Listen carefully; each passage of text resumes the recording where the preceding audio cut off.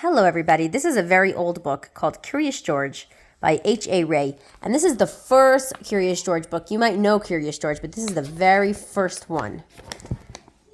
It was published in 1941. That's a really long time ago. So here we go. This is George. He lived in Africa. He was very happy, but he had one fault. He was very... Guess again. Curious. One day, George saw a man. He had on a large yellow straw hat. The man saw George too. What a nice little monkey, he thought. I would like to take him home with me. The man put his hat on the ground, and of course, George was curious. He came down from the tree to look at the large yellow hat. The hat had been on the man's head. George thought it would be nice to have it on his own head. He picks it up and put it on. Oh, does it fit? No. The hat covered George's head. He couldn't see. The man picked him up quickly and popped him into a bag.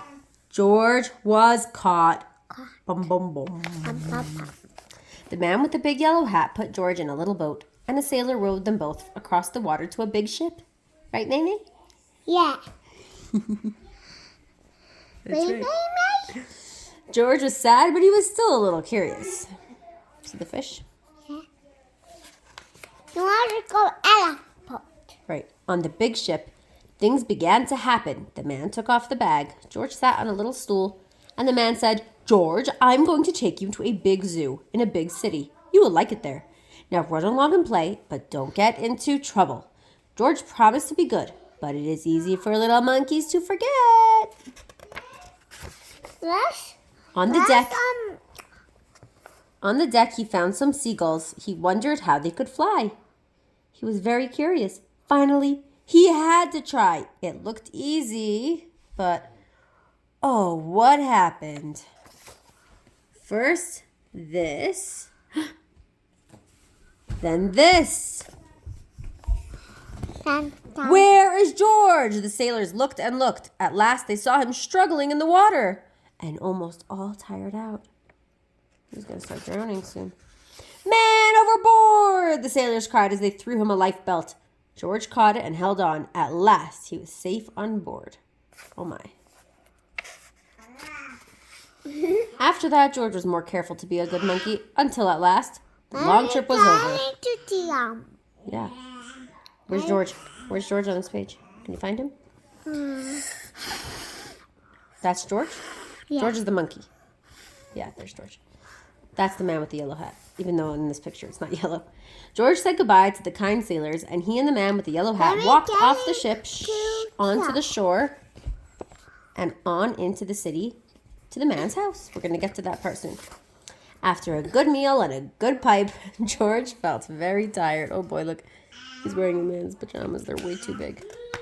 He crawled into bed and fell asleep at once. The next morning, the man telephoned the zoo. George watched him. He was fascinated. Then the man went away. George was curious. He wanted a telephone too. 1, 2, 3, 4, 5, 6, 7. What fun. This is an old-fashioned phone. Ding-a-ling-a-ling! George had telephoned the fire station. The firemen rushed to the telephone. Hello? Hello, they said, but there was no answer. Then they looked for the signal on the big map that showed where the telephone call had come from. They didn't know it was George. They thought it was a real fire. Hurry, hurry, hurry. The firemen jumped onto the fire engines and onto the hooks and ladders. Ding dong, everyone out of the way. Hurry, hurry, hurry. Woo, woo, woo. The firemen rushed into the house. They opened the door. No fire. Only a naughty little monkey. Oh, catch him, they cried. George tried to run away. He almost did, but he got caught in the telephone wire. And a thin fireman caught one arm, and a fat fireman caught the other. You fooled the fire department, they said. We will have to shut you up where you can't do any more harm. They took him away and shut him in a prison. Oh my. George wanted to get out. He climbed up to the window to try the bars. Just then the watchman came in. He got on the wooden bench to catch George. But the watchman was too big and heavy. The bed tipped over, the watchman fell over, and, quick as lightning, George ran out through the open door. He hurried through the building and out onto the roof, and then he was lucky to be a monkey. Out he walked onto the telephone wires, quickly and quietly over the guard's head. George walked away. He was free. Dad, he got out. Wait. Yep. Down in the street, outside the prison wall, stood a balloon man. A little girl bought a balloon for her brother. George watched. He was curious again. He felt he must have a bright red balloon. He reached over and tried to help himself, but... Uh-oh. Instead of one balloon, the whole bunch broke loose. Shh. We're recording here. In an instant, the wind whisked them all away, and with them went George, holding tight with both hands. Up, up, he sailed higher and higher. The houses looked like toy houses, and the people like dolls. George was frightened. Is frightened happy or scared? That's right. He held on very Tight. At first, the wind blew in great gusts. Whoo, then it quieted. Finally, it stopped blowing altogether. George was very tired. Down, down he went. Bump, onto the top of a traffic light.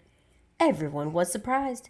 The traffic got all mixed up. George didn't know what to do. And then he heard someone call, "George!" He looked down and saw his friend, the man with the big yellow hat. Where? Yeah. Why does he look mad? I don't think he looks mad. Do you think he looks mad? Yeah. George was very happy. The man was happy too. George slid down the post, and the man with the big yellow hat put him under his arm. Then he paid the balloon man for all the balloons, and then George and the man climbed into the car, and at last, away they went to the zoo. What a nice place for George to live. But The that's not true, end.